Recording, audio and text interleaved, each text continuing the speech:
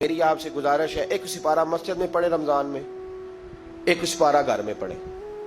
مسجد میں پڑھیں گے تو مسجد کا حق ادا ہوگا، اور گھر میں قرآن پاک کھول کے بیٹھیں گے تو بچے بھی آ کے پاس بیٹھ جائیں گے، چھوٹے چھوٹے بچے۔ یہ کبھی تجربہ کرنا، یہ بخشش کا ذریعہ ہے۔ جب آپ بچوں کی ماں سویرے سویرے بڑا اچھا دوپٹہ لے کے اور مصلی بچھا کے اور قرآن مجید کی ریل رکھ کے اور پھر اس کو خوشبو لگا کے جب کھولتی ہے نا، تو اس کی جو 2-2.5 سال کی بچی ہوتی ہے وہ بھی کہیں سے دوپٹہ ڈھونڈنے لگ جاتی ہے، وہ بھی دوپٹہ لے کے آتی ہے اور دائیں بیٹھتی ہے۔ اس کا جو 4 سال کا بچہ ہوتا ہے نا، اگر ابا بیٹھا ہے اور 4 سال کا بچہ بھی کہیں سے ٹوپی ڈھونڈ کے لاتا ہے، اسے پڑھنا نہیں آتا، لیکن وہ بھی آ کے نا سپارہ لے کے بیٹھ جاتا ہے۔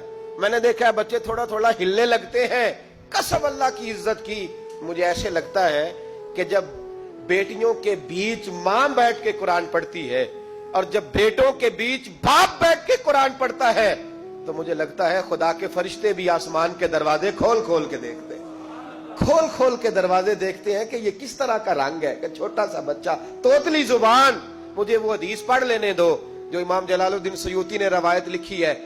فرمایا حضرت عیسیٰ علیہ السلام میں قبر کے پاس سے گزرے تو عذاب ہو رہا تھا، چند گھنٹوں کے بعد گزرے تو وہیں رحمتوں کا نزول ہو رہا تھا۔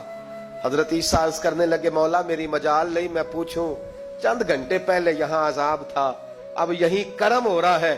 اللہ اب اس نے کوئی نیک عمل کیا تو ہے نہیں، قبر میں تو عمل ختم ہو جاتا ہے، اتنا کرم کیسے؟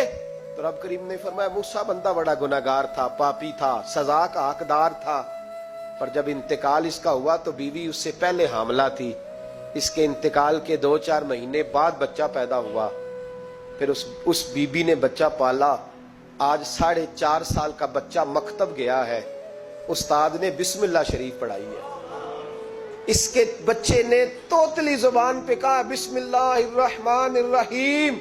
تو مجھے حیا آئی ہے کہ اس بیچارے کو بھی لفظ نہیں ادا کرنے آتے، زمین پر بیٹھ کر یہ توتلی زبان سے مجھے رحمان اور رحیم کہے اور میں اس کے باپ کو سزا دوں۔ بس بچے نے ایک دفعہ بسم اللہ پڑھی ہے، میں نے باپ کے سارے گناہ معاف فرما دی۔ مہربانی کرو، ایک سپارہ گھر میں، ایک سپارہ مسجد میں، یہ ضرور آپ نے روٹین بنانی ہے۔ مسجد میں پڑھیں گے تو مسجد کا حق ادا ہوگا، گھر میں پڑھیں گے تو بچے بھی پڑھیں گے۔ اور تیسرا سپارہ وہ ہے جو آپ نے تراویح میں سننا ہے۔ تو کتنے سپارے ہو گئے ایک دن میں؟ 3۔ تو رمضان میں کل کتنے ہو گئے؟ 3 قرآن پاک۔ کتنے قرآن پاک جی؟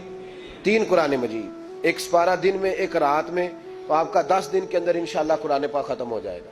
کریں گے انشاءاللہ تعالی؟ یہ ذہن بنائیں، یہ ذوق پیدا کریں، اور قرآن پاک کا ایک حرف پڑھیں تو اللہ 10 نیکیاں دیتا ہے، اور رمضان شریف میں 70 گنا بڑھ جاتی ہیں۔ تو اب ذرا ضرب دے لو بات کہاں جائے گی۔